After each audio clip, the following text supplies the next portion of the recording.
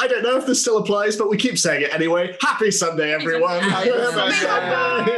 Hello, everyone. Thank you so much to everyone in the chat for tuning in, and welcome to another episode of Dungeon Manager. I was about to say Dungeons and Dragons. We are playing Dungeons and Dragons, but we are Dungeon Manager. Thank you so much, whether you are new, whether you are returning. It's so great to have you. Do sound off in the chat. We would love to get to know you more and expand our already thriving and frankly very wonderful office. You're all far too lovely. And before we begin, we have a couple of thanks to a few of those lovely individuals. First of all, as ever, with us since the beginning of the campaign, our assistant dungeon managers on Patreon, Rory O'Sullivan and Graham Muir. You are absolutely fantastic, and we love you so much. And for our 7th episode in a row, we are also affiliated with Zavi.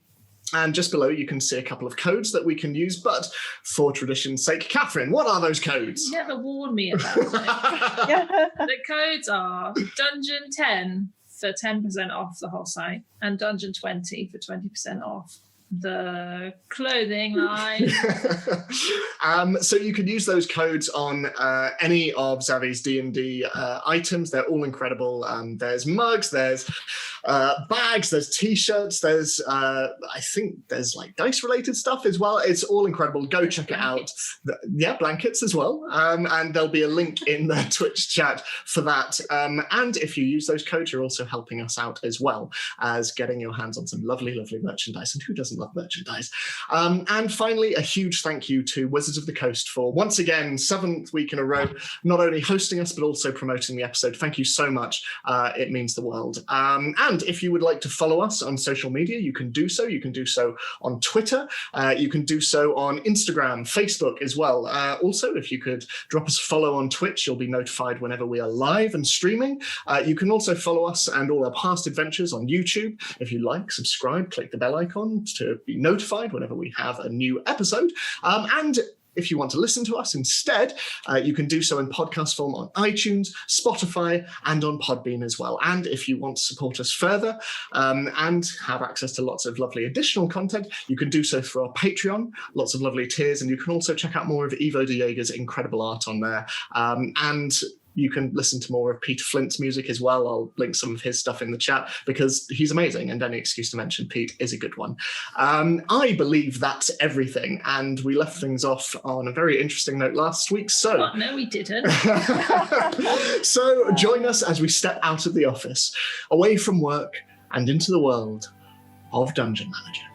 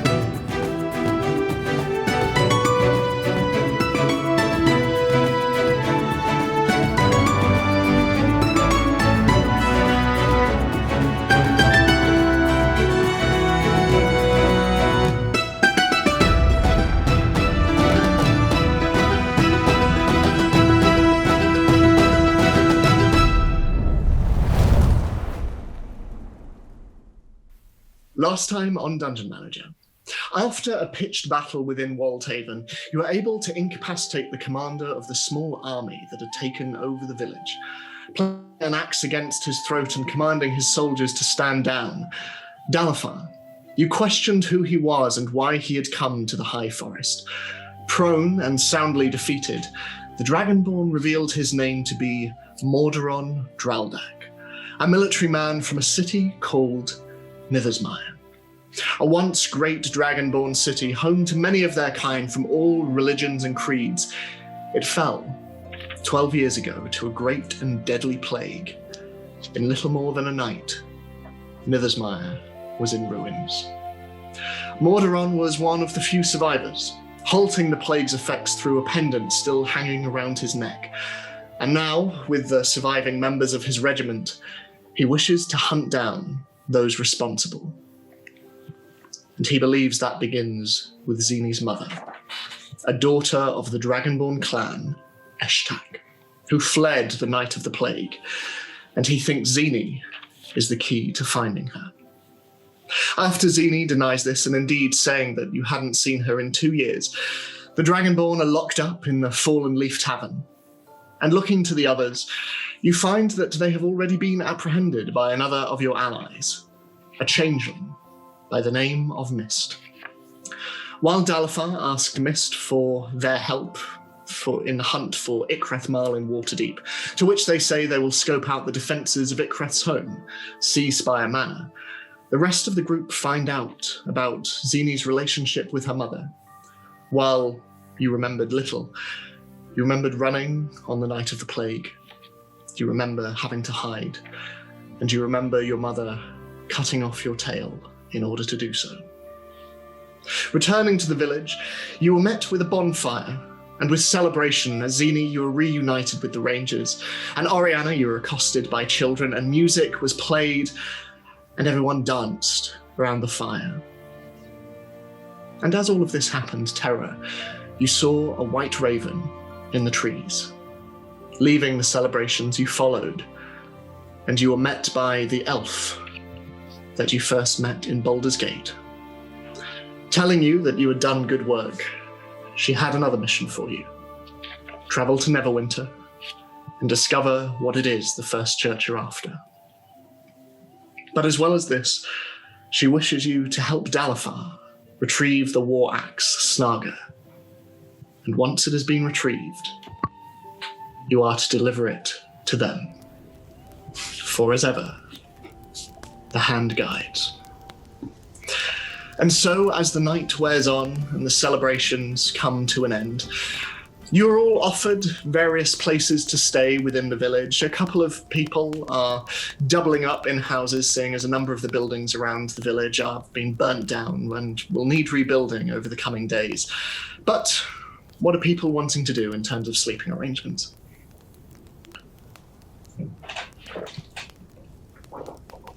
I think that I'll try and find sort of somewhere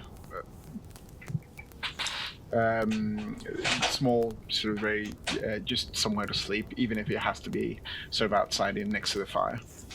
I mean, even as you look around, trying to find somewhere a little out of the way, many of the villagers are having no part of it. A few come up to you and go, honestly, you can come, stay in my house. You can have the bed. We're happy to sleep on the floor. It's only for a night after all, love. I very kindly sort of say thank you, but it is your bed. I will be fine. Well, if it gets too cold in the night, we're just over there, all right? Thank you. Thank you. I'll sleep on your floor. Very well. Come. Anyone else more than welcome to join. There are also beds. I will gladly take a bed. Scholar has no qualms. She doesn't care. She will happily kick people out of their own beds. You see this villager and... Scarlett's got her own bedding with her, hasn't she? Yeah. But you need a bed frame. It's very important. And Oriana and Zini, whereabouts will you sleep for tonight? I'll take a bed. Okay. How cold is it? I'm presuming it's quite cold. It's very cold. I mean, there is still snow on the ground, and while it isn't snowing currently, there is a chill in the air. Okay. I'll just wait for everybody else to find a place to sleep and wait in the chill and see if Ishid is still around or if he's already gone to rest. Make a perception check for me real quick.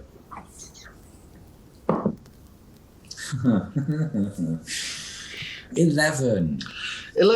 As the night carries on and people are drinking, people are making merry and dancing and playing music, you notice around halfway through the night, Ishid sitting there drinking, you see a hand tap his shoulder. And as he looks up, you see the familiar gossamer cloak just walking off deeper into the village.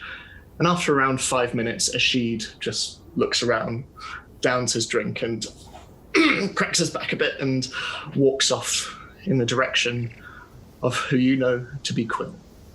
I just mutter to myself, that's what I was going to talk to him about anyway, so I suppose it doesn't matter. And then go and try and find a bed. So there are a number of villagers who offer their beds to you. After all, having the rangers sleep within their houses is something that they're used to whenever you used to come into the village after hunting trips away into the high forest. So as all of you are housed and all of you are shown places to sleep, and as Scarlet, you deposit the very, very comfortable bedding over the quite thin mattress, it has to be said. And Oriana, you two are given a bed in a separate house. And Terra, you take your place on the floor. And Dalafar, you sit near the still burning bonfire that's whittling away ever so slightly. But night passes. Can I have left Rudigan II near Dalafar to keep him company, but also to watch those draconic mounts? Sure thing. Just as a kind of, you watch yourselves. You can see that after the commotion of the battle, the sort of dragon-like mounts that are currently hitched, and there are around 3 of them next to the Fallen Leaf Tavern, they've calmed a little bit, and you notice that over the course of the evening, a number of the rangers went over to them and sort of threw them bits and pieces to eat. And while it is very, very messy around there, at the same time, they seem to have calmed a little bit, and they're just looking around with these long Komodo dragon-esque tongues that occasionally just whip out and taste the air. And Dalafar, as you sit there observing these creatures, the large grey rhinoceros form of Rudigan walks over to you and just and plunks down on the ground next to you, and a little sort of wave of snow falls out from underneath him. I sort of pat his flank and just sort of lean up against him.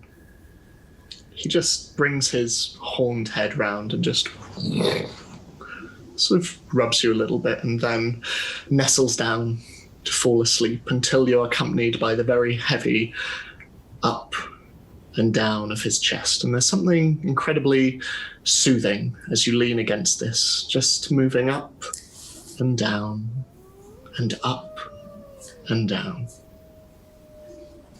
And you all sleep for the night. Peacefully. Eventually, the winter sunlight streams in through your respective windows, or in your case, Dalafar, just over you, and you are met by the crisp morning air of Waldhaven.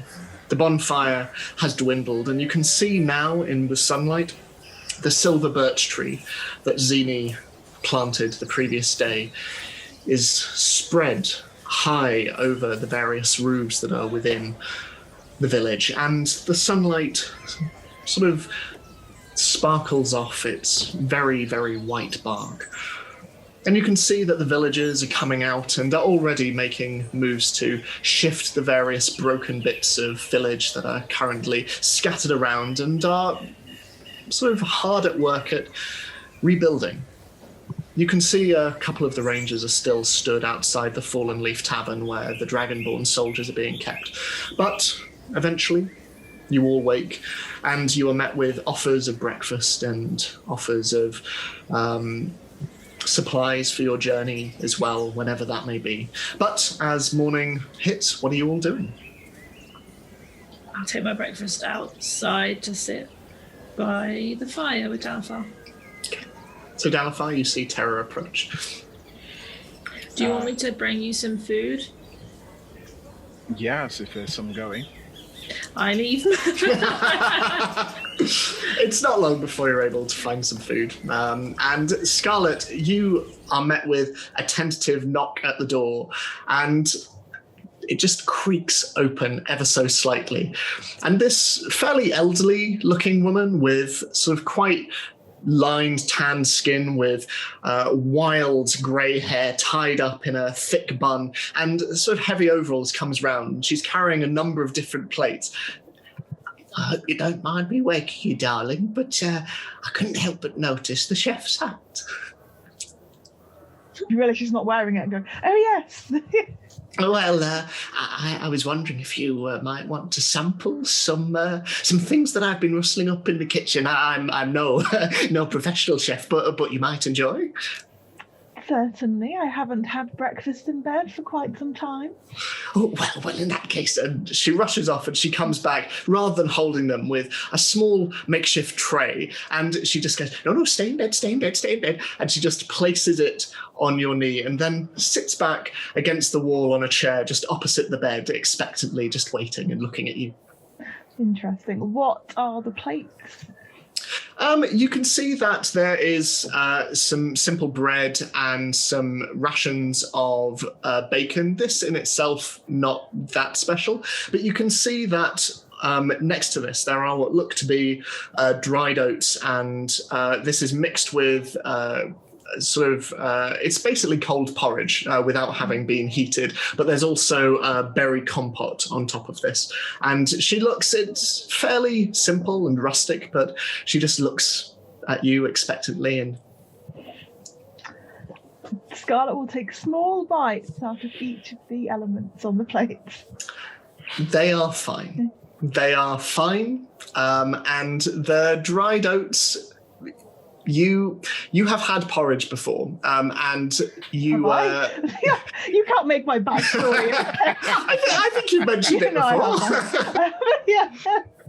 And it's key to the backstory. Absolutely It key. really But yeah, this cold milk and oats, it's not that nice. And sort of with the meals generally, you feel there could definitely be some improvement. It's a sweet gesture, but it's not that nice. Scarlet will chew it slowly for a moment, and she will say, you have some very strong groundwork here. I think, is most of this from the local area? It is, yes. The berries, I picked them myself. Ah, yes, they have a very strong flavour, which enjoyed. I think, does much grow here in the realm of spices? Spices, some of the bark we've appropriated occasionally for shavings, which we sprinkle on a few of the dishes, but spices generally, certainly none that I'm familiar with. It must be hard to come by. Scarlet reaches into her bag and picks up a variety of bottles.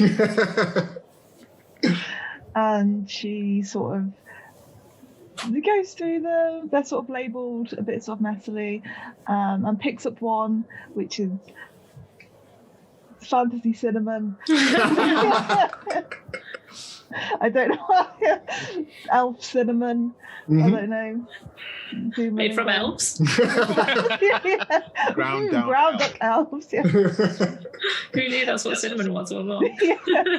And actually, when an elf gets to 3,000 years old, they just explode. Powdery. You just walk around with like little dustpans and brushes and just Get it up. Yeah, it's a real delicacy. It's their version of the cinnamon challenge. Yeah, Yeah. He exploded peacefully just in the night. Yeah. And at the funeral, it's all cinnamon-based food. Yeah. So as you take out this ground elf cinnamon, yeah. So I sprinkle some on top of the porridge, and then I taste it, and then I sprinkle some more, and then she tastes it again, and she goes, excellent. Now, would you like to try your oats now and see how it feels? She shuffles her chair forward and just bends over and... Oh my, that is a difference. I see exactly what you mean. Now, it might be quite hard to come by here in the forest, I'm afraid, but you're very lucky in that I am heading to not one, but 2 cities. So if you would like, you can have my elf cinnamon as a gift for letting me stay on your bed and trying your wares. Well, in that case, it's very generous of you. I will get you some berries. And without another word, without hearing anything, she just walks out of the room, leaving you with this tray. And as you're sat there, Juliet sort of peeks up over and seeing the very presence of milk, regardless of how elf cinnamony it is, she just peeks over and just starts lapping it up. Give her a good scratch behind the ears. Oriana, as you wake, you sort of are woken by the sunlight in your eyes. And as you turn towards the window through which it streams through, you can see a number of eyes just peeking over the top of the windowsill. There are around 10 in total, just all of them looking. And as soon as you turn, they just and duck behind. Are there curtains? There are not. There are shutters, though. Right, okay. I close the shutters.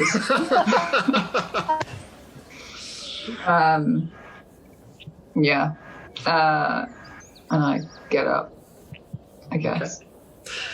So, as the morning continues, what are you doing and what are you going to do with your day? While Xanathar and I are having breakfast, I will just say, please stop me if I didn't actually overhear this. What do you think of that necklace that Big Boy has? The jade dragon thing. He said it protects from something. I'm not the best versed in magic and magical materials. If he says it protected him, I think that sounds reasonable for everything that we have seen on our journeys and everything that I've seen prior to this. I think it's fairly reasonable to assume that it's true. Do you think it would benefit us more than it benefits him? Dalfa just sort of looks at Tara, because I think he's like, is she saying what I think she's saying? That we should take it, yes. Yeah.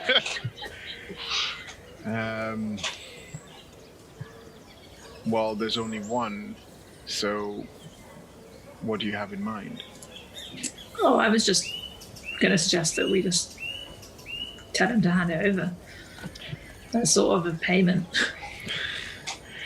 Well, the question is has it protected him in that it did once and it's not continuing to protect him so he doesn't deteriorate? If you're to take it off him, he will deteriorate. That may be a question. Well, we can find out. Dalfa just sort of breathes out heavily and just goes, yes, I suppose we can. I'll ask Zini because she's, more involved. She's gone through a few changes, so I think she would be the best person to ask.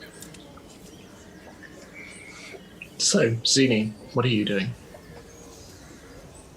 And I have been just going around the village playing my viola. Yeah, absolutely. And as you do so, you're met with smiles and delighted claps and laughs and a few people sort of exclaiming, "It's so good to have you back, Zini." And you see a few of the rangers sort of nodding in approval. You see the familiar form of Anadi, the small dwarf with red hair and her small red beard, and she starts, as she's helping with some of the woodwork on one of the nearby her buildings. She just starts tapping against it, and it's been too long since I've heard a good shanty.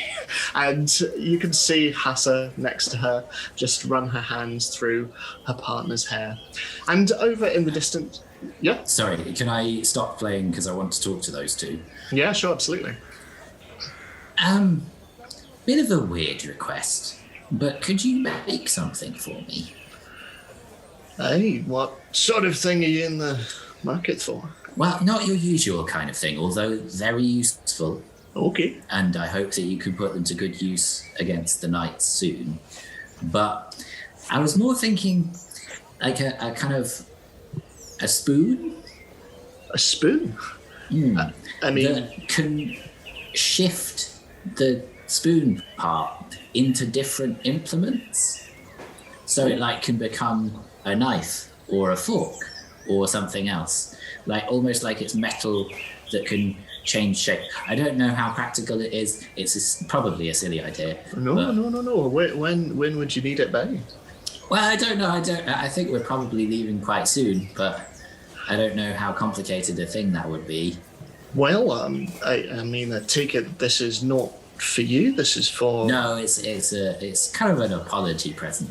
Oh, fair enough. Well, Hassa, do you... And Hassa turns to her and, no, of course not. You go, do your thing. Zini, it is good to see you again. I'm only sorry you cannot stay for longer, but... Well, it's not really that I have favors to return. It's more that I have more than one family now. I'm glad to hear it. Waldhaven is a small place, but of course, the world is wide, and the people you meet within it, many. All right, darling. And she just kisses her partner and says, go, do your thing. I will see you later. And Anadi turns, all right, just before knife coming up.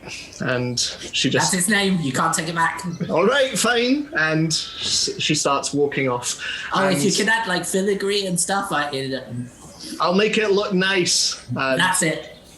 And as you continue on into the village, you see Terra and you see Dalafar sat, still with Rudigan nearby. And you see a few others. You see one of the houses in which you know Oriana was in, and you can see a whole group of children just outside, all trying to peek out. One of them goes, shut the shutters! And they're... try and sneak up behind them. Yeah, sure. Make so I'm not playing the viola anymore. And Rudigan the First is also trailing in my wake because I think having him around my neck whilst trying to play the viola would probably be quite difficult. Very much so. Yeah. He's just walking around and occasionally playing in the snow beneath your feet. Okay, so yeah, I try and sneak up on these children. Okay, make a stealth check for me. It's garbage. I'd rather you did it with the viola. It's like...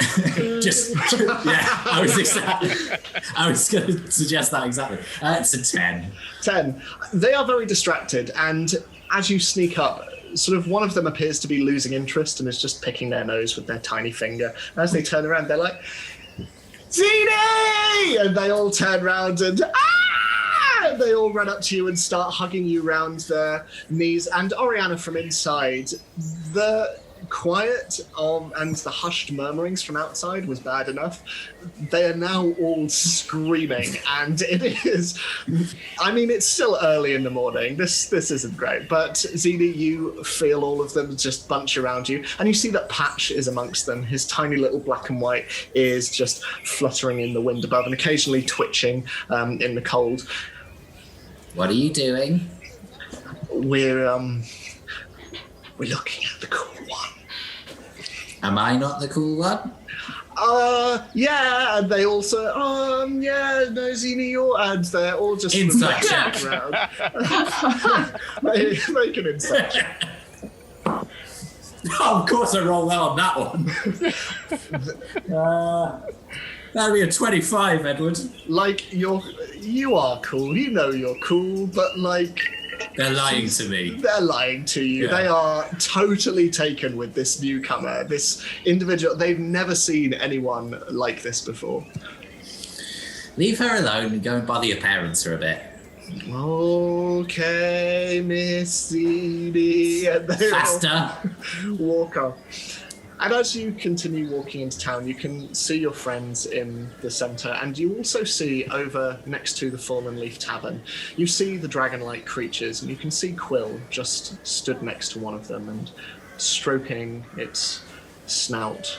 And it seems very, very demure now. There are 2 blue ones and 1 slightly greenish-looking one, but they all just seem to be looking at her as she just whispers to them. Sorry, yes. Yeah, I've made the same mistake as well, and I'm very determined not to make it anymore. As they whisper to the creatures. Can I wave at Rudd, Dal, and Terra, and then go over to Queel? Yeah, absolutely.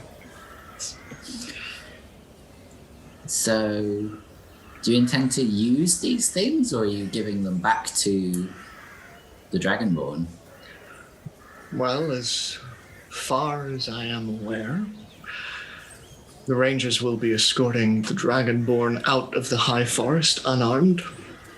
This they have agreed to. As for their mounts, I don't know. Could be useful. Perhaps. Particularly if you're going to go after the Knights of the Birch, like I think you should.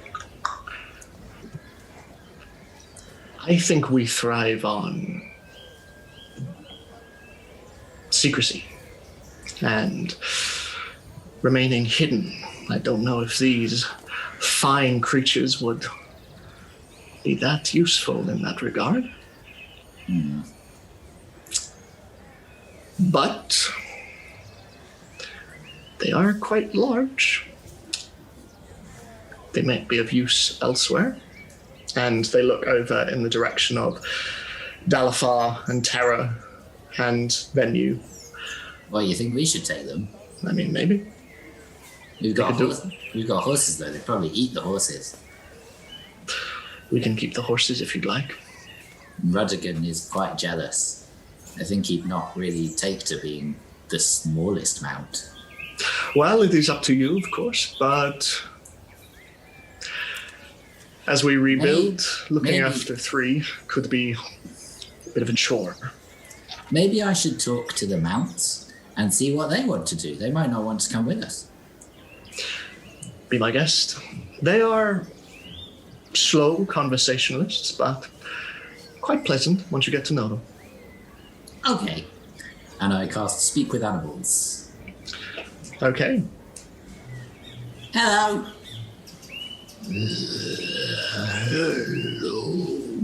Ooh. You're interesting. Do you have names?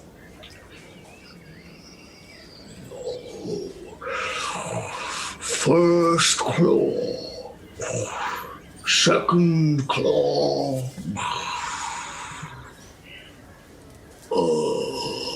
And the third one just third claw. Third claw. Okay. So, what are your genders? Male. Female. Female. Okay, so you, and I point to the male one, can be Klaus. And then I point to the first female, and you can be Claudette. And then the third one, I go, and you can be Chlorina. They sort of wait for a moment, and then the one to the left just... Chlorina. You got it.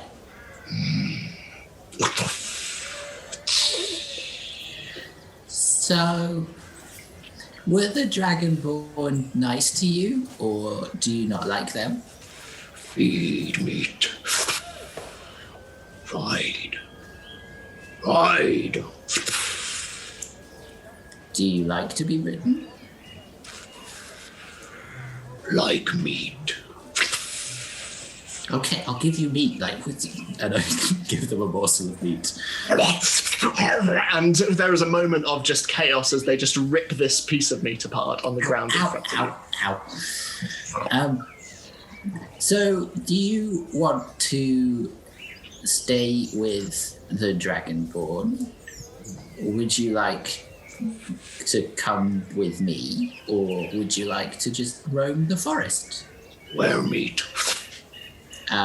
We have meat. You meat. No. I'm not meat. Oh, I have meat. Yeah, I'm not meat. And he just brings his snout down and sort of pushes at your bag a little bit, and the tongue just. Okay. Just don't get wet. And I put the remainder of the meat that I have. It's not very much. And once again, they just descend upon this. As Quill stands to one side, just cocking their head a little bit. And then I break out of talking animal for a bit and go, I think I'll have to talk to the others. They seem to eat quite a lot, and I don't know how expensive that's going to be. Well, feel free to let me know. I will keep them company while they eat. Yeah, a lot. It's probably a bad idea to release them into the forest, given that it will probably unbalance nature. They are certainly not used to a place like this. They're used to long, wide plain lands, long grass. Okay, well, speak to your friends. Let me know. Will do. Also, Quill, this necklace, does it do anything, or is it just very, very pretty and very nice, and thank you? It's very pretty, very nice, thank you. Thank you. And I turn around and go towards the remains of the fire. So, Scarlet, Oriana, what are you doing as the morning turns to day? I will leave my abode quite angrily after my experience with the children. But as I exit, I kind of peer around the corner to make sure that they're not anywhere nearby.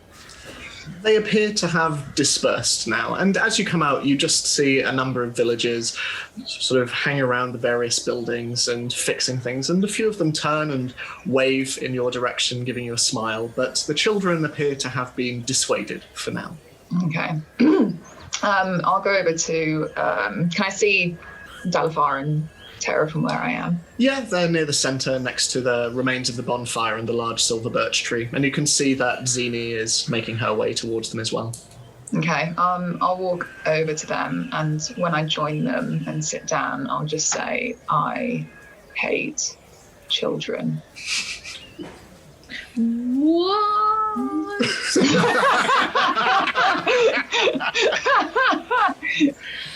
But can I see if Ori's actually telling the truth, though? Yeah, make an insight check. I don't think it's. I don't know, but I'd like it to be like a bold face, like, yeah, that's not good at all. That is not good at all. Insight, that's a 7. Yeah. I mean, you're faced with a very tired, very grumpy Oriana. I think you assume it's probably best to take her at her word. Oh, I'm hoping it's alive, because I think Ori is just sort of this brutish. Well, brutish is the wrong word, but this fearsome warrior. But might be like very soft in her core. And Scarlet, what would you like to do? I think finish the food as much as I can. I'm sure Juliet will help out. Juliet helps with all of the milk. Wonderful. Yeah. But as you finish up, she is good. The cinnamon appears to not do well with her. Oh, I wipe her little cat nose. Give her another scratch behind the ears. And I collect my bedding up, very important. If I left that behind, it would be a proper disaster. It would be awful. And I guess I'll use prestidigitation to clean the dishes, I guess. It only takes about 2 seconds. I'll probably go and find the others, assuming that the person whose house I've stayed in, who I didn't even ask their name, because I'm a really good person, will find her eventually. So you head on out, and you see your friends all gathered towards the centre. Morning all. Sleep well? Yes. Restful. You? Did you? Yes, thank you. It's nice to be on the bed again. I imagine it will be a few days before we get that pleasure again. Most likely, yeah.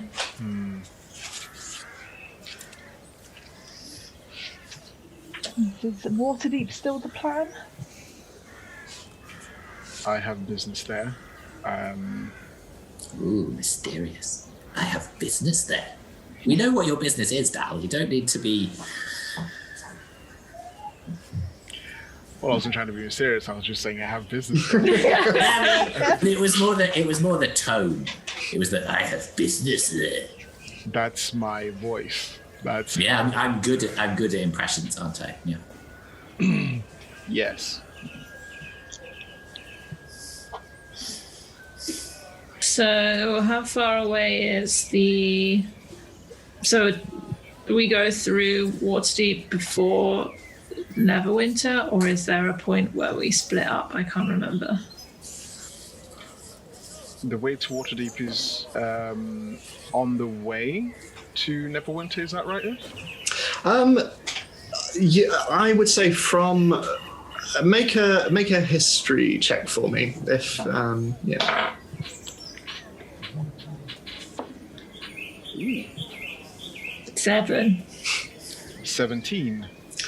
So, you know, Terra, that from beforehand, that Waterdeep is a 2-day journey away from Waldhaven currently. You know that Neverwinter is to the north of Waterdeep, though you're not sure by how many days. Okay.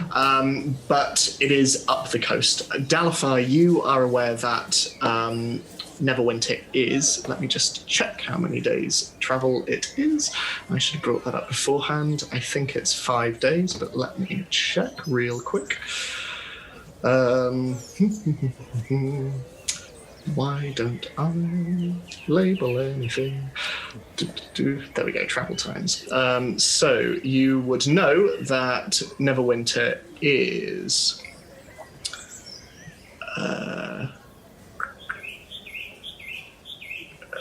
Neverwinter is, 5 days up the coast on land. From Waterdeep. From Waterdeep, yes. Lovely. Yeah, so from here to Waterdeep is 2 days, but then from Waterdeep to Neverwinter, it'll take a further 5 days by land. It potentially could be quicker on the seas because it's next to the coast. Well, maybe I can... Ships.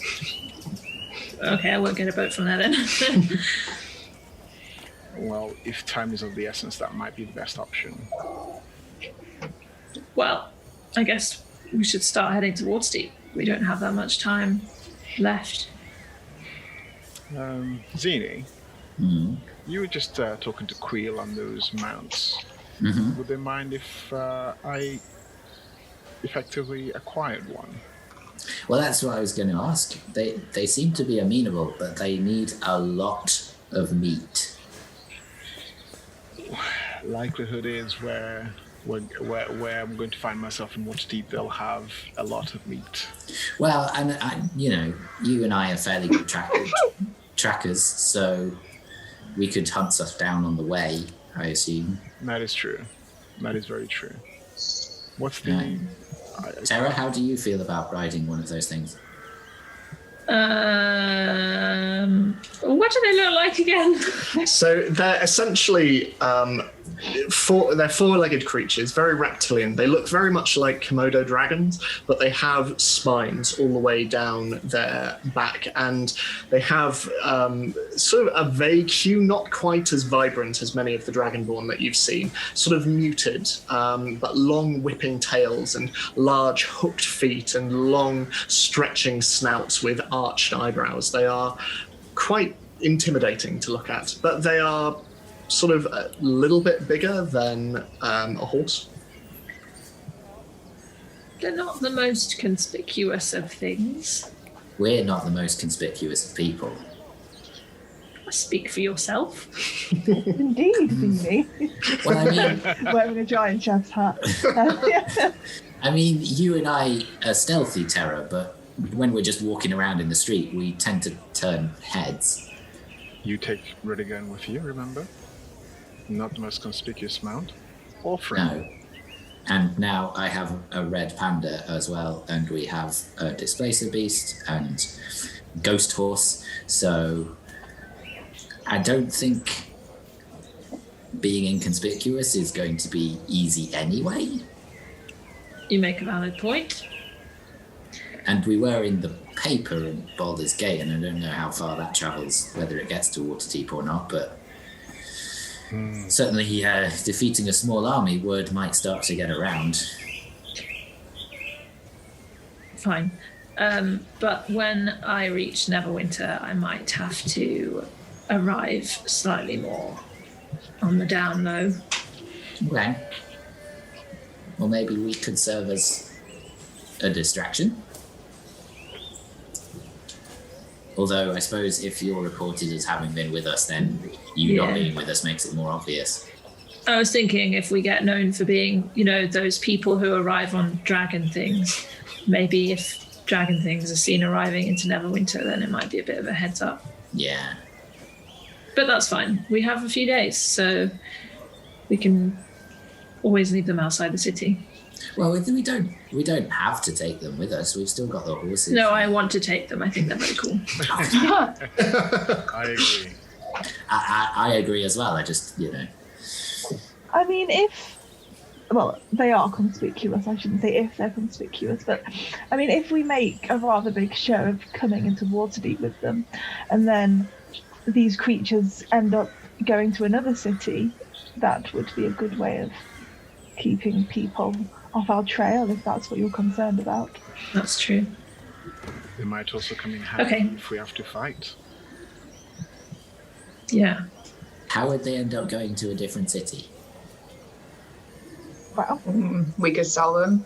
Yes, or contacts any friends in Waterdeep. Yeah. Not that. Oh yeah, because we made so many friends last time. Well, I'm sure. Doesn't somebody owe you their life in Waterdeep, Balafar? They do. And we'll see how that pans out. We could always just leave them in Waterdeep. We can because always leave them in Waterdeep. If someone cares that much to keep track of where they are, finding out that they're in Waterdeep is just as valuable. I'm not that comfortable with the idea of selling them. We'll find a home for them. That's better. But for now, I think the immediate decision is that yes, we can take them to Waterdeep. Great. I would like the green ones. So they're called Klaus, Claudette, and Chlorina, by the way. Shotgun Chlorina. Which one's the green one? It's Chlorina, unfortunately. Okay. Sorry. You called it. I it's called fine. the green one first, but Yeah, I'm that's happy fine. to let it go if you really want. No. Please. I'll take Klaus.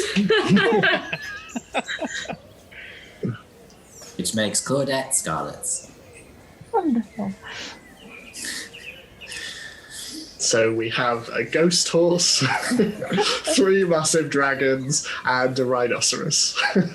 So stealthy. The stealthiest of the stealth. Zini, are these are they going to like us, or do we need to do anything? They like you if you give them food. Of the meat variety, I take. Yeah. Right. Sure. And Should we stock up? I can talk to them over a course of days and try and persuade them, but Queel seemed to find them fairly docile, so I think they should be okay. Okay. Okay. Oh, by the way, Zini, you know that necklace that Big Boy was wearing? Oh, yeah? Did you want me to, like, take that for you? I don't know. What did he say about it again? That it Helped him with some disease or something. But So it's presumably magical in some way or medicinal. I don't. But Yeah. But if we take it off him, could it kill him?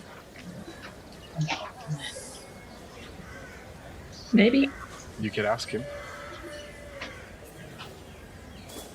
But ask him in a way that makes it clear that we're not asking because we want it, because then he will just say, yes, I will definitely die. I'm not sure how to go about doing that. Okay. But I don't.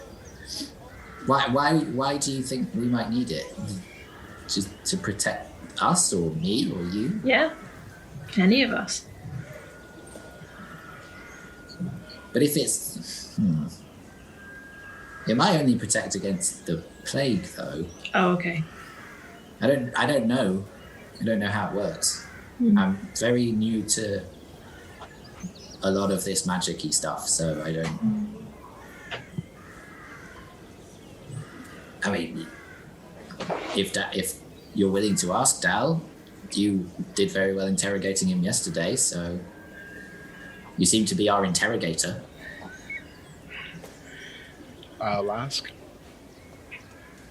But be smooth about it. But also, you realize you're asking the guy who has very little negotiating skills whatsoever. And I stand behind him with my arms crossed to give him advantage. But also, I feel if it were to kill him, I feel like my being merciful yesterday would be entirely undermined. So I don't. If it might just arrest the progress of the plague, because he seems to be pretty badly hurt by it. So if it were to kill him, then we shouldn't take it. Okay. If nothing else, he's a military man, and he will, as far-fetched as it seems, I think he will listen to reason. But if he knows where to get more, then maybe we should try and find that, because I don't want the plague. Well, we can go and ask him. Yes, you can. Yes, you can. Dalfa just rolls his eyes and just finishes eating, then stands up and goes, right then, the morning's getting away from us, shall we go or rather, shall I go and speak to the big boy? Also, ask him where he got that, dragon skull thing on his armor. If it's real, maybe that'll, wrong foot him, I don't know. He'll think we're just really interested in his outfits, yeah. Yeah, we're just stylistically, we're just asking about it because we think he's cool. Dalfa just blankly stares at Zini, doesn't say a word, turns and then walks to the building where they're being held. Zini just continues to smile at him, just very toothily. I'm gonna walk behind Dalfa. So have you still gone hench? I assume I de-hench at night. So, no, I'm saving that. It's like reverse Batman. Yeah. I was more thinking it's Shazam. Yeah. Oh, I should have a word that I say. Well, you can come up with it later. So Time to bring the terror. That's amazing. That's like you're a professional wrestler. Yeah. I basically am. The earth shall shake. Here comes the terror. It's terror time. So I like that. As you walk towards the Fallen Leaf Tavern, there are a few rangers outside who nod at you as you approach. And you see one of them, quite young, half-elven, chap with pale brown skin, wanting to have a word with those inside. Yes. All right. Are they awake? Truth be told, They were when we took breakfast into them. All right. Let's go in. Give us a shout if you need anything. Will do. So as you go in, Terra, you are used to the interior of this, in chaos as it is, and you can still see that the cages are standing within, yet none of the Dragonborn are within them. They have instead been shackled against the wall, and all of them are sat. A few of them have empty bowls in front of them. But off in one corner, you see, hunched over in this comparatively small space, Commander Morderon, his black and his white skin sort of illuminated in the soft glow coming in from the windows outside. And you can see that his metal arm is on the floor and his shoulder is visible. The straps have been undone and you can see that there is chafing round his white, pustule-covered shoulder, and his jade pendant shines in the morning glow. And he looks up at you. Come to gloat. If nothing else, I don't think you believe I would, and I have not come to gloat. You lost men yesterday. And I'm sure you understand that we can't have you stay in Waldhaven. We have reached an agreement. We will leave peacefully. We did not find the information we were looking for, and we have some answers. A curiosity, if you will indulge me. The pendant around your neck. What of it? It's a curious item, and I wonder how it is helping you. Is it permanently halting the spread? I placed it around my neck on the night of the plague. I saw many of my fellow sisters, brothers, fall to that plague. I do not know what will happen if I take it off, but I have chosen not to risk it. I understand. And you were half right. I might be of a military leaning. I thought as much. For what it's worth, I'm sorry about your men, but you understand we did have to stop you. Are you protecting her? Would you protect your family? It is all I have been doing. Then you know the answer to that question. Good. Pale Bricks would wish to know. She was in the care of those as capable as you all. Pale Bricks. Her father.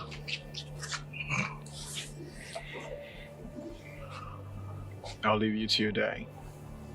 You will be taken care of. And I hope I'll cross the path again under the same circumstance.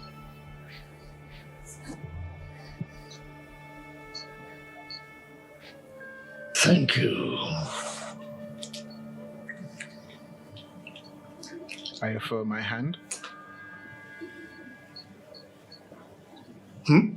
I offer my hand to Morderon in sort of the warrior's shake. He reaches forward and, his hand dwarfs your forearm and just wraps around it, but he just shakes it once and then lets go. And I turn around and start heading towards the exit. Also, where did you get that skull? Is that real? Yes. A regrettable kill, but one I had to take nonetheless. There are many beasts in the lands I come from. Few are as revered as the dragons. And one came upon us on our journey. Desperate and hungry. I did what I had to protect my men. I am not proud of it. And so, I carry it with me. It weighs me down.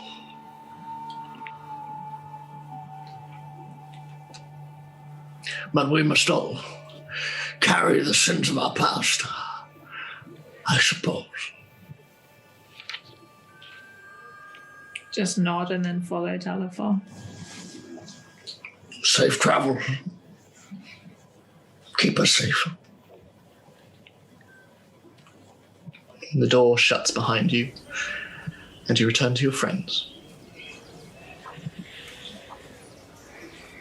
He doesn't know if it'll kill him, and I echo the sentiment that I don't want to risk it.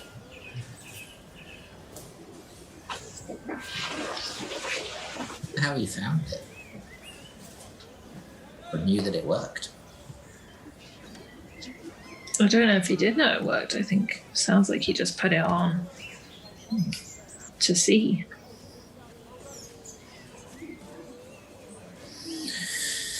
Unlucky and lucky at the same time. Sounds like us. I'll go to see to the mouse. Talifar starts heading towards the mouse. Is Queel still there? Quill is still there, and they are just sort of chatting quite happily with these creatures, and as you approach, they just give a soft laugh and turns to you, Dalfar. You know, when you get them chatting, they're quite funny. So, where do your group head now? We head towards Waterdeep. That is the plan. And Zini is going with you. I think so. Good. Good, I am glad. I'll look after her. I have something for you. For me? For you.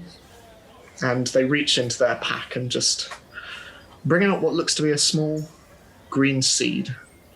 And they just place it in your hand and press your fingers over the top of it.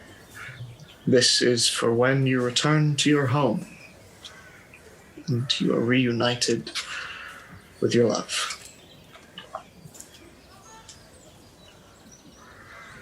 Dalfar just holds for a second and nods knowingly and takes the seed and puts it in his pack. They're special, aren't they? That they are. Thank you. I hope you see them again soon. I hope so too. All right, well, you three, behave yourselves. And they each give a and look at you, Dalifar. But the three of them just stay where they are and pour the hay beneath them a little bit. So, before you all head off, is there anything that anyone is wanting to do beforehand? First of all, I really hope that seed is like drug related. Yeah, Dalafar's a junkie. He just needs his. Like, I don't know. It couldn't be magic mushrooms because they're spores, aren't they? They don't have seeds. But I don't know. It's like something fun. Yeah. You get back and you just get as high as hell with your partner. You just have a great time. You kids take care of yourself. I would like to go and see Patrick. Okay. So he's at his forge, and he's mainly just trying to reorder everything. A lot of the interior of his shop has been entirely gutted, but he sees you approaching. And, hello? How are you? Very well, Patrick, and yourself? Yeah, good, thank you. You come to try out the handle. Wish that I could. I don't think we have the time. But Fair enough. I'm sorry about your workshop. I hope it gets up and running soon. It's fine. To be fair, I was hoping for a bit of redecorating anyway. Just a good excuse, isn't it? Yeah. I know it's going to be a little bit of time before your shop gets up and running. But I hope this helps a little bit. And I hand him 10 gold. He just looks at it, and then he holds out his hand. You're welcome anytime, Galifar. And when I settle down, as are you. He just shakes your hand and safe travels. Keep well. And I'll head back. Okay. So, as the day continues and you make your preparations to head off, all of those with new mounts, so Scarlet, Terra, and Dalfar, would you mind making animal handling checks for me, please? I've been spending some time just standing and looking at it. Can I help in any way? Oh, okay. Yeah. If I cast another speak with animals, can I help all of them? Yeah. So if the three of you roll its advantage. I rolled a 3 the first time. Oh, and that's a natural 1. I rolled the exact 5. same number both times. I rolled a 5 too. I have a +1 to animal handling, and I have got a 15. So, Scarlet, taking in this large creature before you, I have a 10, by the way. You are sort of quite adept at automatically sort of you hardly need Zini helping you. You sort of walk up and you immediately just bring out a couple of treats from your bag, and this. I feel like I always have food on me, so it's probably worked to my advantage. Yeah. And after that initial treat, the large creature in front of you just and just it sort of comes up, and there's this weird thrumming from its throat, and very akin to Juliet's purr, but reverberating, and it just and sort of looking you up and down and sort of tasting the air around you. It appears quite enamored with, if not you, at least the treats that you can supply it with. I sort of pet it and its weird pet scale. Oh, how wonderful. Did I have Claudette? Have I got Claudette? Yeah. Yes, I think so. Unless you'd rather have Claude. I don't mind. I'll keep Claudette. Was it Klaus? Right, Juliet, Claudette. Sorry, Klaus. Yes. Yeah. So, Juliet, Claudette. All I need is the third animal. So, Claudette. Well, you're Scarlet. Scarlet, Juliet. Yeah. Oh my god! I'm not human, so It's almost. It's almost like I deliberately chose Claudette as for a reason. I don't know. No. And try that retroactive bullshit here. I did. Dalifar, you need a little bit of coaching from Zini, who's sort of like. Don't touch it there. Stop putting your hands near its teeth. Terra, you. I don't like animals.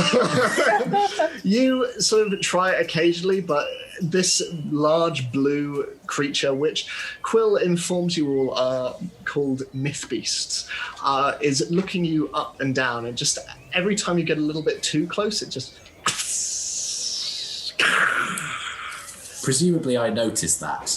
You do, yes. Okay. And when you say blue, who's got the green one again? I'm getting. Galifar. Okay, cool. Okay. Are these considered beasts? They would be, yes. Okay. So I'm noticing that this one is giving Terra jip. Can I wild shape into one and just hiss and try and do an almost alpha kind of interaction with it. Okay, so you all watch as this sort of protracted training period continues for quite some time. With a little huff, you just sort of hear Zini go off to one side, and once again there is this as these various vines and roots come up from the ground, sort of coming around Zini's form and creating this weird, almost wooden statue of her, this sculpture of vines and twigs and branches, which eventually just starts to shake and boil and just explode outwards as this large, I'm assuming black and bronze myth beast comes out. And if you can make an intimidation check for me, please. What do I add to it? Do I add anything to it? I don't know the stats for myth beasts. So I will find them. I believe if you add +3 to it. Okay. 10. 10. You sort of don't manage to sort of scare it or cause it to back down, but you certainly are on the same level. And it looks at Terra still a bit warily, but it nevertheless sort of calms a little bit, and it doesn't hiss at you quite so much, Terra, but it's gonna take some work, you think. I'm just very uncomfortable that there's another one now. I just look at Terra and then just start wagging the tail, like, not to hit her or anyone else, but just to suggest that I'm friendly. She knows it's me anyway, but try and make it look less intimidating. Does it look less intimidating? It's quite scary, but like the long forked tongue is sort of lolling out of the side, almost akin to a dog, and it just sort of as it just wags occasionally. But eventually, you all have your mounts, and Epona arrives, which sort of, this almost more than Zini's form seems to spook the myth beasts a little bit more. They just back a bit as this strange, ghostly skeletal horse with mist trailing behind it just walks forward. And Rudigan... I immediately stop wagging my tail and back off a little bit. Rudigan is a little perplexed by everything that's going on and is sort of looking around for Zini with a... But your preparations continue. And when you are eventually ready, gathering near the middle of the village, all of the villagers and all of the rangers who, as you have started to congregate near the centre, start to realise that you are on your way. They come closer and form a small semicircle around you all, packed in. Some of the rangers still stay by the Fallen Leaf Tavern, keeping guard, but they watch on. As they do so, Ashid and Hestia walk forward, and you see Patch and Memphis off to one side, and Quill as well, and a lot of other familiar faces. Zini that you know through growing up, but the others that you know from your first time in Waldhaven, and indeed from a night of celebration beforehand. But Ashid steps forward. Look, we don't have much, but what we have, we give to you. And we only hope they keep you safe wherever you head next. Hestia? And Hestia walks forward with a small bundle of items that she holds out. A few supplies, and of course, a few personal items of ours that we hope bring you some luck. May you be safe, and may you be well, and may you always be welcome in Waldhaven. And she just hands the parcel over to you all. I assume I'm out of myth beast form by this point. You are, yes. It's just, yeah, so is Arda D there, or is she still... Yeah, she's amongst them. You can see that she's holding both her hands behind her back and looking quite excited. Okay. So, is everybody all right if I take the bundle? Yeah. Okay, I take the bundle and put it in my pack. Thank you. I hope you don't find it weird that I chose a birch tree to plant first. I think it's long past time we took that symbol back from them.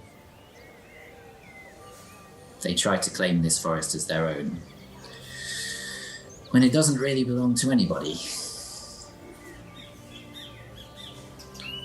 I hope I'll come back soon.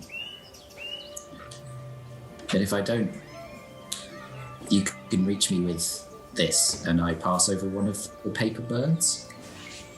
Okay. Nasheed takes this.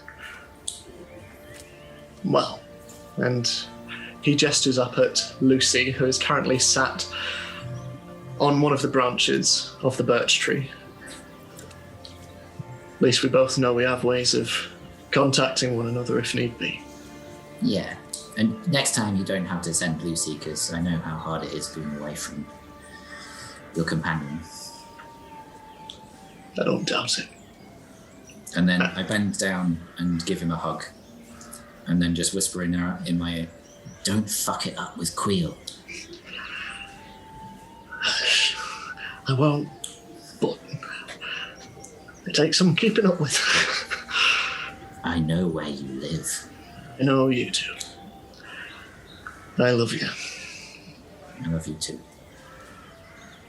As you stand, Patch walks forward and just gives Radigan a little hug, and we'll see you soon, okay? I'm sorry he can't stay with you anymore. It's okay. He was yours first. But if your dad lets you, you're almost as old as I was when I first started training. And he looks at Memphis, and Memphis just, we'll have that conversation at some point. Thank you, Zini. You're welcome. Well, we will see you all soon. And as you all start to mount up, Arnadi walks forward and for the quietly. Yeah. Oh, there we go. Your spiffer knife. Thank you. What do I owe? Absolutely nothing. You're the best. Be gone with you. Go on, get out.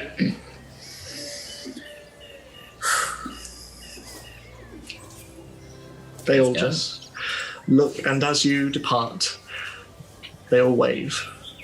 And as you head off into the trees, Oriana on the ghostly steed of Epona, three of you on these very, very quick Nith beasts that dart through the trees, and Zini on the lumbering back of Radigan.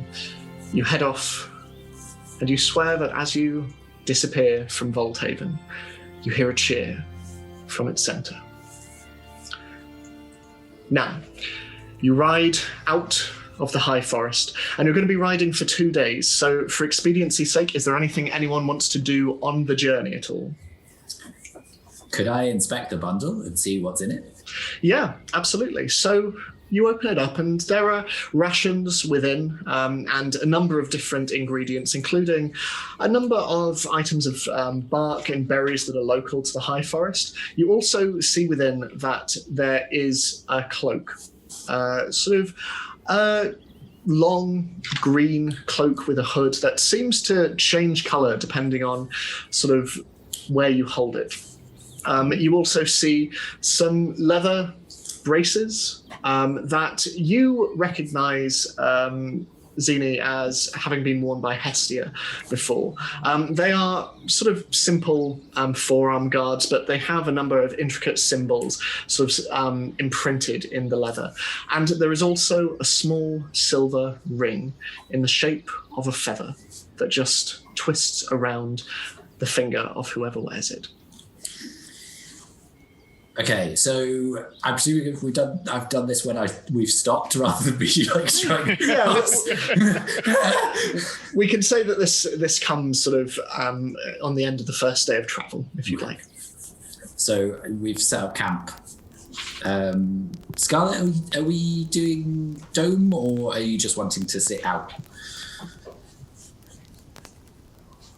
I don't want to pressure you to do spells or anything. That's I'm genuinely asking because I know one, how uncomfortable you are in the cold and out in the open. Two, I'm uncomfortable in the cold, so I don't want to pressure and just go, oh yeah, Scarlet, just cast these because it's entirely up to you. I'm not trying to dictate what you do.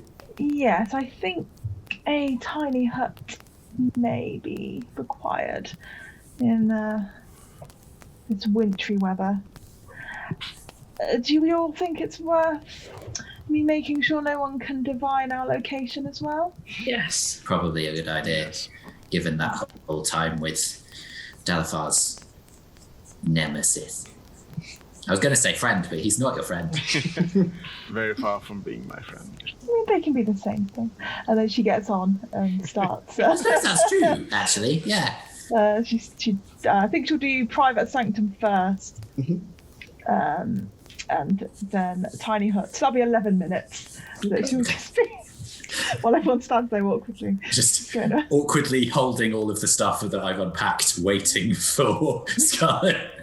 So eventually this orange translucent dome comes over all of you, and the snow within it slowly starts to melt until you're once again sat on a bed of grass. You can see the Desserin River off to one side. The last time you made this journey, it was cold, it was autumnal, but you can see that elements of the river are freezing over, and you can see snow over the hills and the valleys that surround you all. And you can see off in the distance the dark edges of the high forest. So you sit down and... How big is the dome, proportion-wise? It's 20-foot radius, is that Yeah, let me right? just find That's big. Let's go on D&D Beyond. Yeah, it's pretty wide. 10-foot radius. Oh, so 20-foot diameter. 20-foot diameter, yeah. So presumably the Nith beasts are not going to fit inside. Probably not, no. Yeah. Though I imagine if it's... Only 9 creatures can be in it, so I think I've usually left them outside. Well, if it's 20-foot diameter, Rodigan II could fit inside. Yeah, Rodigan's medium. He'd likely be the only one of the mounts who could. Yeah. Yeah, okay. That's fine. Because again, he's not terribly good with cold climates. No. Being from arid places more. Well, as you leave the Nith beasts outside, you sort of hitch them to a nearby tree, but you also notice that in the company of Epona, she appears to be deterrent enough for them to want to run away. She just simply stands nearby, sort of looking around, and the Nith beasts all look at her, and you leave a bit of meat with them that they chomp away at, but eventually they too fall asleep as you all huddle within the large dome. Okay, so I spend some time feeding them after I've prepared all this stuff. Mm-hmm. And then once Scarlet's finished, I go over to Scarlet and say, so in the bundle, there are a few things that I think might be magical. And I was hoping you might be able to tell us what they are and what they do. Oh, I can certainly have a look. So I give the cloak, the braces, and the ring. That was the 3 things, wasn't it? Mm-hmm. Other than rations and ingredients. Okay, so I'll say make an Arcana check for me, Wonderful. Jess. That's an 18. 18. So you're not able to ascertain exactly what it is these items do. You would need an identify spell for that, but you get a sense of the kind of magic that each of them possess. So the leather braces, they appear to have a kind of abjuration magic around them, defense. and protection. The same goes for the feather-shaped ring, though there is also an element of transmutation to this one. And there is also with the cloak, which seems as it lands on your crossed legs, seems to almost become red and white as it lays across your red dress and your apron. There appears to be an element of transmutation with this as well. And an element of illusionary magic as well. Interesting. I fear, Zini, we may have to find an expert once we're in Waterdeep or Neverwinter to find the true nature of the enchantments on these items, but they do appear to be useful. I would say the braces and the ring seem to be mostly for defense. The ring has some transmutation magic on it. Could be for a wide variety of things. I mean, the feather motif could be connected or it could be not. And this cloak, I mean, I gesture down to how it's changed colour. Yes, certainly transmutation and illusion magic on this one. So yeah, it could be very useful indeed. Thank you, Scarlet. Not a problem. So I carefully pack all of those things away. Because I don't want to put them on if I don't know what they do. And I know they're safe, but I don't, It's an instant death ring. You never know. Transmutate you into unlife. Also, Scarlet, I had something made for you. Oh, that's very kind of you, Zini. I mean, when did you find the time? We were today, fighting one moment and sleeping the next. And yeah, well, I spoke to Arnady today, and she's a miracle worker. So here, and I hold out the spoon knife. So, looking at it, it is sort of a fairly simple wooden handle, but you can see that there is just on the side a kind of dial that you can sort of twist round. At the moment, it is a spoon. There's a sort of coppery sort of spoon, roughly the size of your own wooden spoon, Scarlet. But as you bring it closer and you play with the dial, you see that it almost seems to fold in half, and the actual spoon element seems to, like a flower in bloom, but in reverse, just and come round, and a fork and a knife and a spatula and a ladle. There are 5 modes to this, and each of them are quite stunningly crafted, and you can see that there's beautiful sort of ornate carvings within the metal itself. I mean, for half a day's work, it's expertly made, and it's quite beautiful.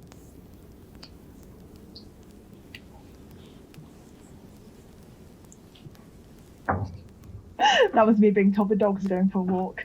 But I did hear the end of what you said. I think Scarlet will give a small, subdued, but definitely real squeal of delight as she goes through the... and then I think she'll continue flicking through them sort of a few times. Oh, Zini, this is marvellous. Where on earth did you get the idea for such a creation? I just thought, given that Arnady had made some pretty cool traps and equipment in the past, that she might be able to do this for you. And you don't have to use it in your spells or anything. I know you like your wooden spoon a lot. It's just, I thought you might want to use it in your cooking, or in case you needed to stab anybody if they got too close, or stabbing is never as quite as effective as other things I can do, Zini, but... I know, but if somebody gets too close to you, you might not be able to do the spells, or they might be grappling you, No, I think to use this for anything other than cooking would be a waste of its talents, I think. Magic has its uses now and again, ish. But some things should be reserved for cooking alone, and I think this is one of these items. I'm glad you She's continuing. Okay. The other three of you, just occasionally you hear and this continues for quite some time throughout the night. So, is there anything anyone wants to do on this first night? Do we set watches, do you think? Yeah. Or do we feel safe enough not to? I don't, Because we've got them outside. Maybe we want to. I think it's still a good idea to have a watch. Okay. I'm happy to take first. I can take second. Unless there's anything anyone wants to do while on watch. For expediency's sake, the night passes without incident. And you continue the following day. And once again, an entire day passes riding through fields and open land and long grass and snow. And eventually you come to a stop for another evening. And by now you can taste salt in the air. You're getting closer to the coastline once more.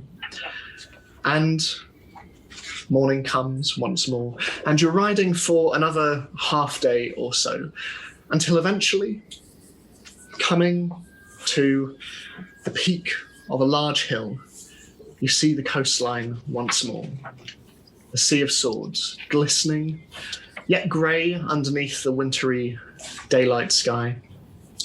And you see the familiar sight of Waterdeep, the large walled white city stretching out, spires towering above the walls, and you can see a large mountain off near the coastline, and next to this the large castle Waterdeep, and you see a number of giant statues positioned in amongst the various buildings, and you can see the peaks and troughs of the city and the familiar streets and buildings that you became accustomed to in your relatively short time when you were last there.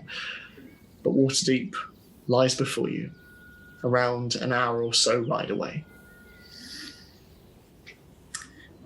Just can I ask, the items that we were given? Yes. Are they things that we definitely would need an identify spell for? Or if you spent some time with them, could you discern what they did? Like kind of like an attunement thing. I mean, but with kind of putting them on and testing them, I don't know. With the cloak, it's fairly evident from looking at it kind of what it does in terms of like the specific nuances of it. It would be, you would probably need some expert eyes, but you could definitely like wear it without really knowing what it does. And for the sake of like the meta mechanics part of it, you would be able to use it, but you just wouldn't. Basically, I wouldn't tell you what it can do. Or what it's called, yeah. Yeah, what it's called, yeah. Okay, well, given that I don't think that my armor has a hood, I don't think it does, unless it can grow one. I mean, you can give it a go if you'd like. I'll give it a shot. I'll see if I can focus and make almost like a tied wreath of ivy leaves that weave into a hood from the neck of the thing. Yeah, so if you can just make a wisdom check for me. Okay.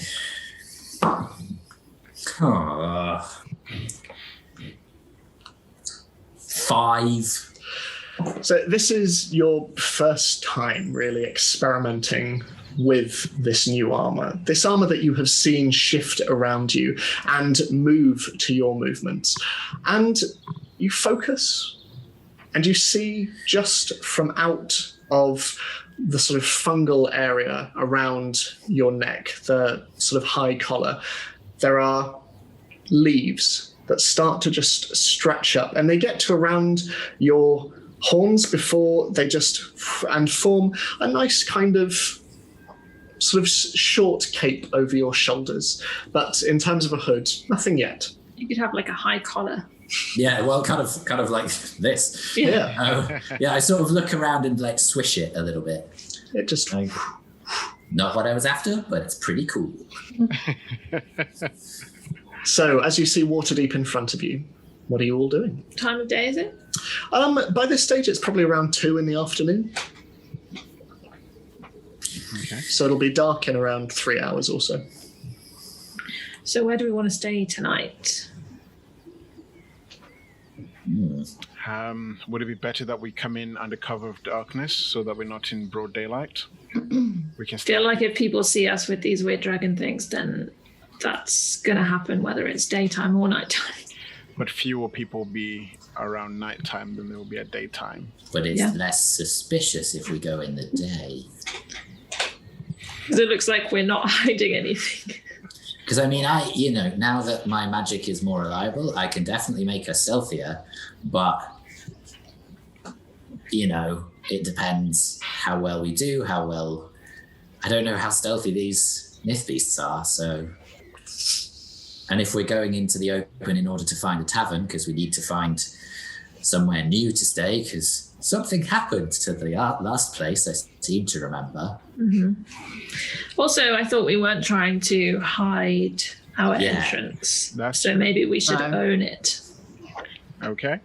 Yeah, and if you sent a message to the person who owed you a favor, didn't you? Yes, I sent a message to Fenric.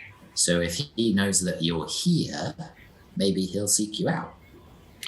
That is true. So, shall we just go in? Yeah. Okay. So you ride for around an hour or so until you come to the north gate of Waterdeep.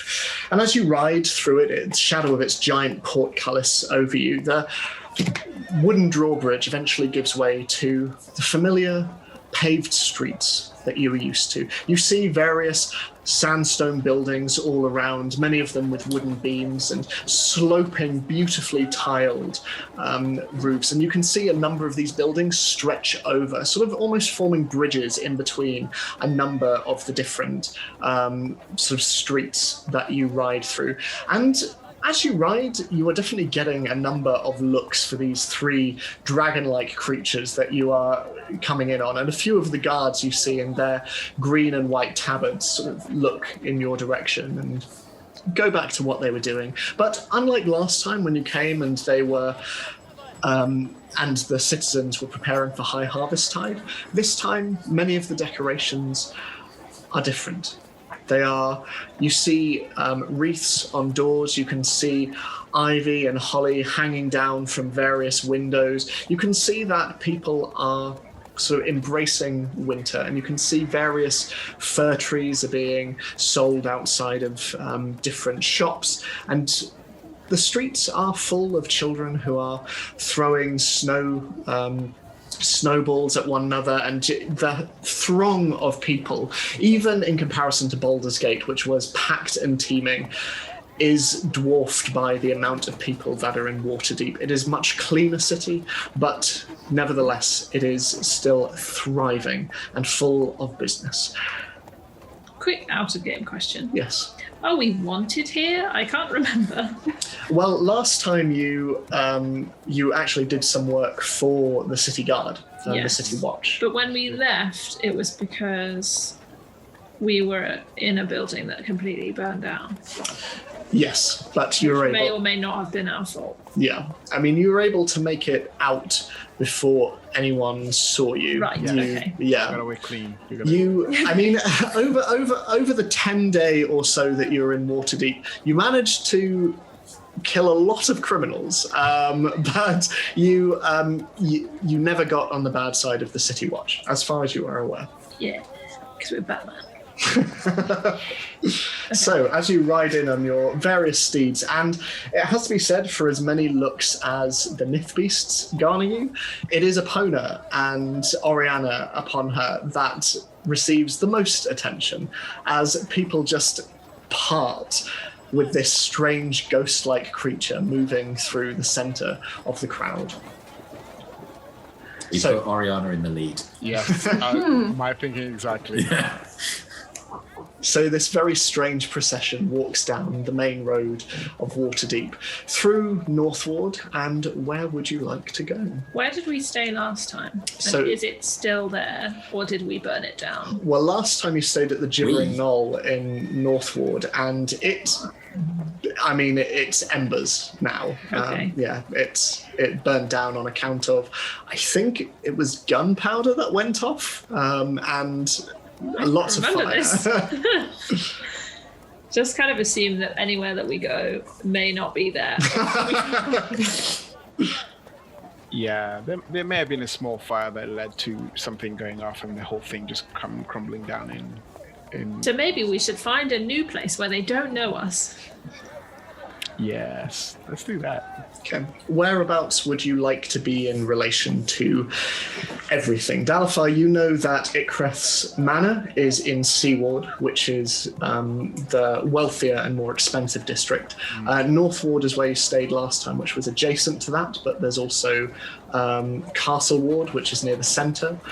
Is there another ward adjacent to Seaward that's not? Castle Ward is adjacent to... And how expensive is it there? Kind of middling. It's where the large market square is, so there is a lot of trade in that area. So there's a lot of business, there's a lot of money that exchanges hands. It is also where you last did your banking while you were here. So you know it's not as well to do as Seaward. It'd probably be fairly average in terms of costs. Shall we stay in Castle Ward this time? Let's stay in Castle Ward. Yep. Okay. So if you can all make an investigation check to find a suitable place to stay. I would also like to see if anyone's looking at us over suspiciously. Okay, if you can make a separate perception check for me then, Dalifar. So the first perception for Dalifar was 16. Mm-hmm. Are we doing an investigation or perception? You're all doing investigation. Dalifar's keeping an eye out for anyone. I got a 10. Got an 8. Sorry. I also got a 10. Initial 14. investigation was 13, sorry. And what did you roll for your perception, sorry? Perception is 17. 17, okay. So riding through, it is, like I say, incredibly busy, and you are occasionally stopped by curious people who are inquiring about the mounts, and I have to say, that mount of yours is very, very strange. Where did you get them? And you're sort of pressing on through these various inquiries, and you see that there is a lot of business going on in the streets, especially as you get closer and closer to Castle Ward and the large market in its centre. But, Zini, as your party continues on, you eventually see, sort of fairly close to the edge of Seaward, you see a small 2-story building with exposed red brick under cracked white paint. And you can see that there is black tiled roofing on top, which is covered in white snow. And all of this is covered in sort of decorative ivy, topped with a trellis that runs down the center of this black tiled roof. And above the door, you see painted a large mural on the wall, many decades old, displaying an elderly drow that is currently sleeping underneath a tree. And underneath this, in large verdigris bronze letters, you see the words, "The Slumbering Drow."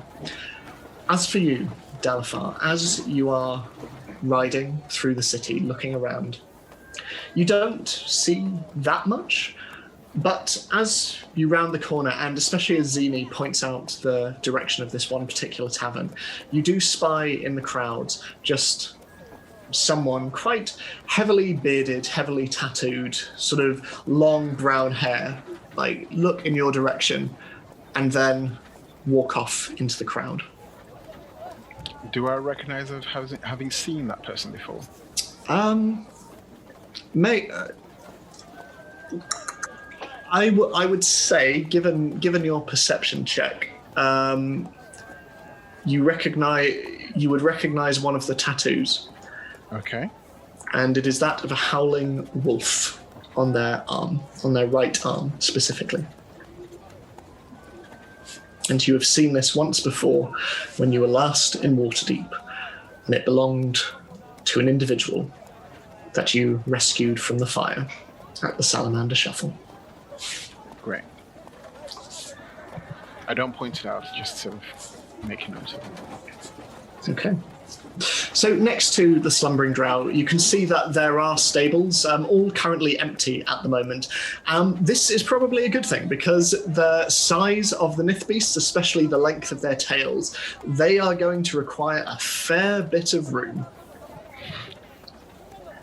Okay. So, what are you all doing? Are we going to stay at this place here then? Looks reasonable enough. It's as good as any, I think, for now. Yeah. Okay. So it's around 3 o'clock at this time. So as you hitch the beasts, and Oriana, what are you doing with Epona?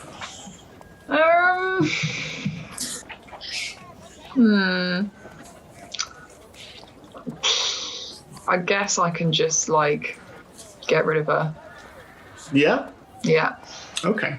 So as the Nith beasts are hitched up, there is as just in a wisp of mist, Epona just disappears onto the breeze. And Oriana, as you're looking around, you see a couple of people giving you sort of an already fairly scared look on account of the horse itself, but as it disappears with just sort of a flick of your hand, this seems to disturb them even more, and they're just looking from where this beast used to be towards you until eventually just continuing on. So, are you all going inside? Yeah. I'll wait outside with the animals just to see whether we're allowed to keep them here and whether it's somewhere that we want to stay, and just to make sure that nobody comes up to them and sets them free or gets eaten. Okay. So, as you head on in, you see... Can I grab Tara just before she goes in? Yeah, of course. Just, if we do get rooms here, let me know how much it is, and obviously I'll contribute and things. I'm not staying out here to avoid pay. I know, but thanks for clarifying. So, as you head on in, and Zini, you stay outside, you're met with a small, fairly quiet tavern.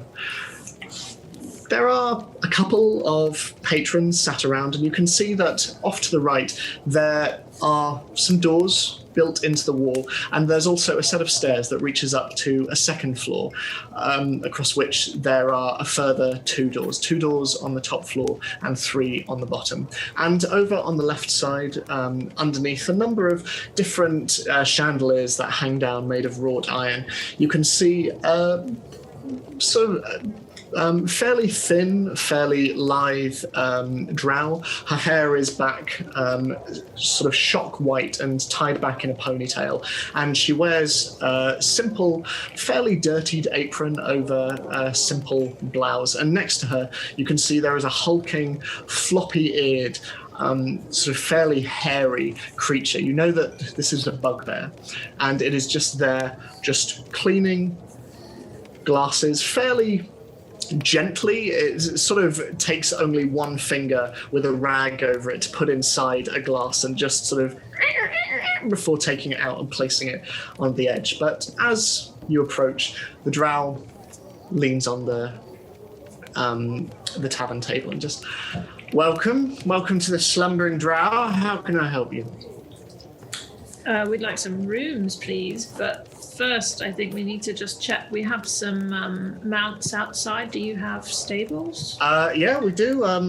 Keeping the animals is copper for each night of stay, if that works for you. I'm sure that's fine. Lovely. So how many rooms is it you'll be wanting? How many beds per room do you have?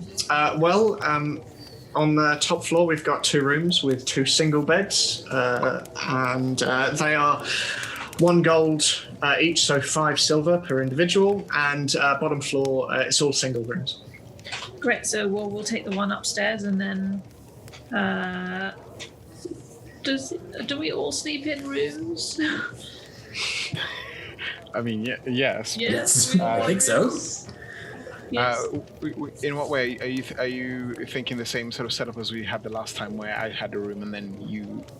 I don't know. They're all single rooms, so I just wondered if. Well, the downstairs ones are single rooms, and then the upstairs. Yeah. Yep. So we'll have the upstairs and then 3 of the downstairs ones, please.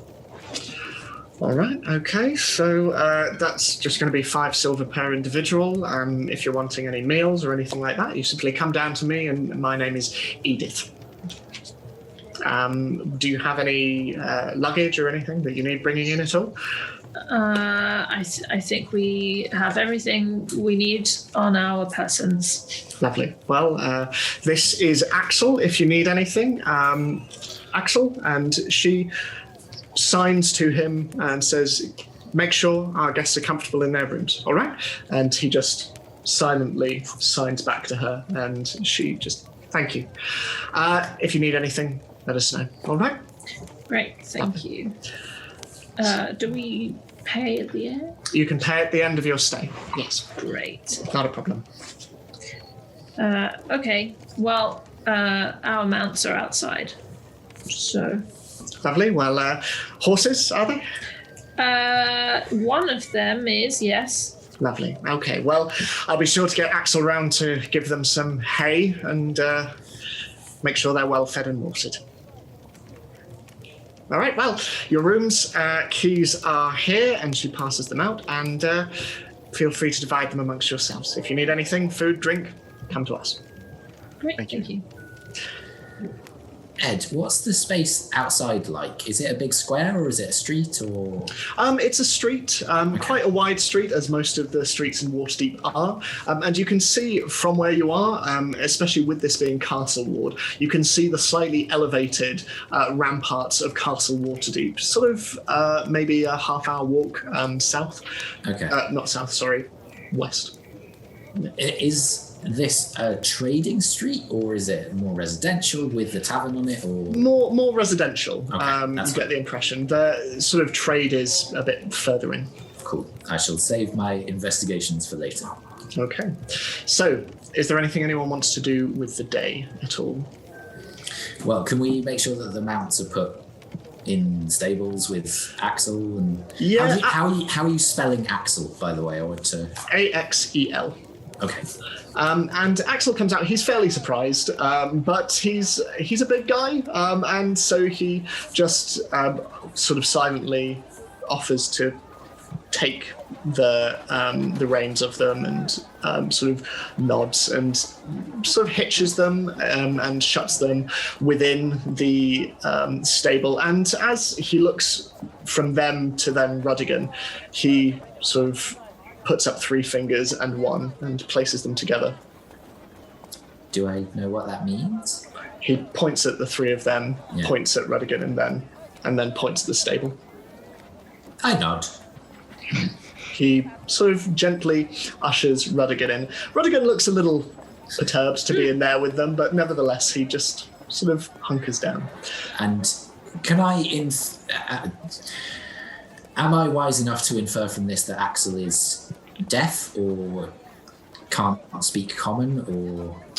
I mean, he appears to understand the things that you were saying to him. Oh, okay. But yeah, he appears to understand at least your lip movements, if nothing else. Okay, cool. So I'll just communicate to him that the Nith beasts need a lot of meat, and that if he ever sees them going too close to Rudigan, that he should come and get me and will intervene. He simply nods. Okay. So, as you all settle into this new tavern in a very familiar city to you all, the city where you first got to know one another and where you first started your rather eclectic and surprising adventures together, that is where we will end this week's session, with the city to explore next. So thank you all very much for joining for a rather more sedate episode than the last few have been, and rather less emotionally fraught as well. But we'll be back again next week, as ever, same time, same Twitch channel. But if you want to follow us, you can do so on Twitter. You can do so on YouTube, Spotify, iTunes, Podbean. Follow our Patreon as well. Follow us on here. We've almost reached our 2-hour limit, so we will say goodbye. But we love you very much, and we hope you are all keeping safe. And we will see you next week. In the meantime, bye-bye. Bye. Bye-bye.